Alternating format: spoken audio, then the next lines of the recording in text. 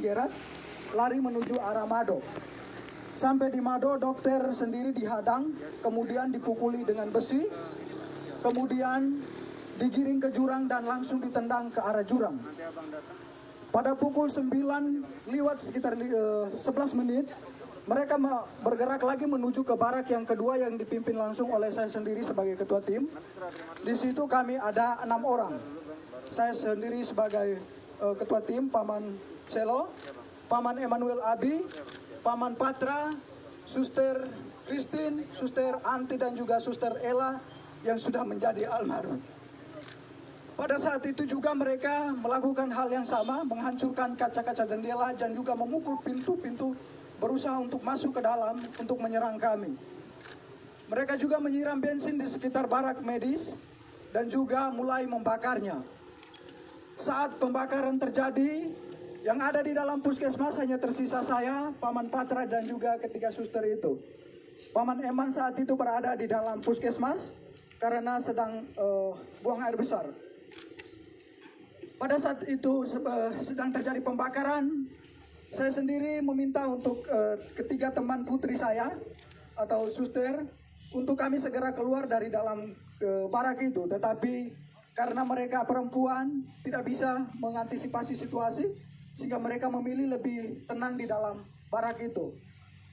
Makin lama asap makin tebal, rumah sudah mulai barak sudah mulai terbakar, sehingga saya memilih untuk mengurung ketiga teman suster tadi bersama saya langsung di dalam kamar WC karena agak lebih aman. Sekitar pukul 9 lewat 20 menit sudah tidak bisa ditahan lagi karena memang rumah sudah plafon-plafon yang terbakar sudah mulai pada runtuh, sehingga saya memilih untuk mengajak ketiga suster ini untuk keluar dari dalam barak medis. Pada saat kami berusaha untuk lari menghindari amukan KKB, kami memilih lari ke depan, mereka sudah menghadang kami pada posisi depan. Kemudian saya berusaha merangkul ketiga suster menuju ke jurang. Tetapi sampai di belakang jurang yang ada di belakang barak medis juga mereka sudah berada di situ dengan diperlengkapi senjata dan juga busur dan anak panah. Akhirnya saya berusaha untuk mengamankan ketiga suster ke rumah warga yang terdekat jaraknya sekitar 5 meter dari barak medis itu. Sesampainya di situ mereka juga ada di situ berusaha untuk membakar rumah warga yang di sebelah. Akhirnya saya memilih untuk mengamankan ketiga suster di dalam gedung di dalam kamar mandi dari rumah masyarakat itu. Sekitar 30 menit kami berada di dalam kamar WC. Kejadian semakin brutal, mereka semakin membabi buta. Memana teman kami Paman Emmanuel Abi. Kemudian mereka mulai membakar rumah-rumah warga dan juga pasar serta bank, rumah distrik yang ada di sekitaran barak medis itu. Kejadian semakin brutal, akhirnya saya mengambil keputusan untuk kami bisa mengamankan diri. Dalam hitungan detik saja, saya sebagai laki-laki mengamankan 3 orang perempuan pastinya tidak bisa karena mereka mengejar kami dengan senjata dan juga busur dan anak panah. Tidak ada jalan lagi, kami memilih lari ke depan, mereka sudah menghadang ke samping kiri kanan dan juga mereka sudah menghadang semua. Akhirnya di belakang kami terdapat jurang yang cukup terjal, kedalamannya sekitar 500 meter dengan sudut ketajamannya itu sekitar 90 derajat. Tanpa berpikir panjang, saya bertanya kepada ketiga suster itu bagaimana kita harus mengamankan diri. Mereka menjawabnya, kita lompat saja. Akhirnya tanpa berpikir panjang, saya menghitung 1 sampai 3 dan saya sendiri lompat pertama. Kemudian ketiga suster mengikuti saya untuk melompatnya. Sesampainya di bawah kami pikir bahwa kami sudah aman dari kejaran mereka, tetapi mereka tetap mengikuti kami ke bawah. Sampai ke bawah saya sendiri tersangkut di akar pohon. Kemudian ketiga suster yang lainnya, yang satunya Suster Kris tersangkut di pohon juga. Suster Ella tersangkut di antara semak-semak. Kemudian Suster Anti, dia melompat jaraknya sekitar 150 meter ke kedalaman jurang ini gitu. Dan dia juga tersangkut di semak-semak. Mereka terus mengikuti kami ke bawah, kemudian mendapati Suster Anti di bawah. Kemudian mereka naik, dapat lagi Suster Ella yang sekarang sudah ada di almarhum. Kemudian mereka dapat lagi Suster Kris. Saya sendiri mereka tidak dapat karena saya sembunyi di antara tebing dan juga akar-akar. Kemudian mereka mengumpulkan ketiga suster ini. Kemudian mereka semakin membabi buta. Mereka mulai menelanjangi suster dengan tidak membuka pakainya secara sopan, tetapi mereka menelanjangi dia dengan parang tajam atau parang, langsung dipotong saja pakaian mereka, mulai dibuka dari baju sampai celana dalam semuanya. Mereka tiga ditelanjangi, kemudian mulai dianiaya secara tidak manusiawi. Paha mereka ditikam, muka mereka ditonjok, kemudian minta maaf tetapi kemaluan mereka ditikam juga dengan parah. Kejadian semakin brutal karena jumlah mereka semakin banyak. Akhirnya suster-suster ini tidak berdaya lagi. Mereka semakin lemah, akhirnya mereka pingsan. Dalam keadaan pingsan mereka dipikir bahwa mereka sudah meninggal, sehingga terpaksa mereka didorong lagi ke dalam jurang yang lebih dalam. Kedalaman jurang itu sekitar 300 sampai 400 meter. Suster Christine yang didorong pertama, kemudian Suster Anti dan juga Suster Almarhum atau Suster Ella.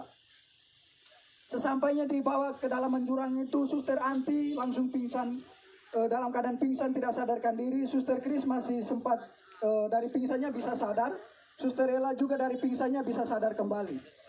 Akan tetapi dalam keadaan itu mereka tetap ikut ke bawah. Kemudian Suster Anti dan Suster Chris masih bisa bertahan untuk memilih untuk menghindar dari mereka dengan menyembunyi di semak-semak. Suster Ella yang sudah tidak, walaupun dalam keadaan sadar tetapi sudah tidak berdaya, nyangkutnya di pohon sehingga mereka ikut ke bawah lalu membunuhnya secara babi buta dengan menikam di bagian perut-perutnya dan juga kemungkinan mulutnya dibelah. Sehingga Suster Almarhum dinyatakan meninggal pada saat itu. Kemudian teman-teman yang lain dari barak dokter, Paman Lukas dan juga Paman Siti, Suster Siti, mereka langsung bergegas menuju ke mengamankan diri di Koramil dengan pengamanan para TNI yang ada di tempat itu. Kemudian Paman Denny memilih untuk mengungsi, bertahan di rumah warga. Dokter sendiri langsung ditendang ke jurang. Paman Gerat yang lari bersama dokter ke Mado, sampai dengan detik ini juga belum ditemukan. Suster Ella yang menjadi almarhum sudah ditemukan 2 hari yang lalu, sekitar pukul 17:30 kami berhasil menemukan dia bersama Suster Chris. Suster Chris bertahan selama 3 hari berada di bawah jurang itu. Puji Tuhan dia masih hidup. Yang meninggal hanya Suster Ella. Dia sudah ditemukan dalam keadaan tidak bernyawa. Mukanya sudah penuh pada belatung karena dibelah semua. Luka-lukanya sudah pada belatung semua. Dan kemungkinan ini hari ke-5, ke-6-nya. Sehingga mungkin almarhum tinggal tulang atau daging, sisa-sisa dagingnya saja. Kemudian Paman Lukas dan juga Pak Suster Siti langsung diamankan oleh pihak tentara yang ada di Koramil menuju ke pos Pamtas 403 yang ada di ketinggian atau yang di puncak. Kemudian Paman Denny juga dari rumah warga bergegas menuju ke Koramil mengamankan diri di pos Pamtas bersama dengan pihak dari Koramil juga.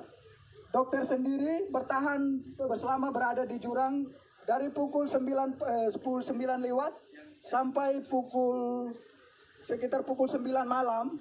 Baru dokter dari jurang menuju ke arah pos Pamtas 403. Saya, Paman Eman, dan juga Paman Patra bersama Suster Anti dan juga Suster Chris masih tetap berada di dalam jurang.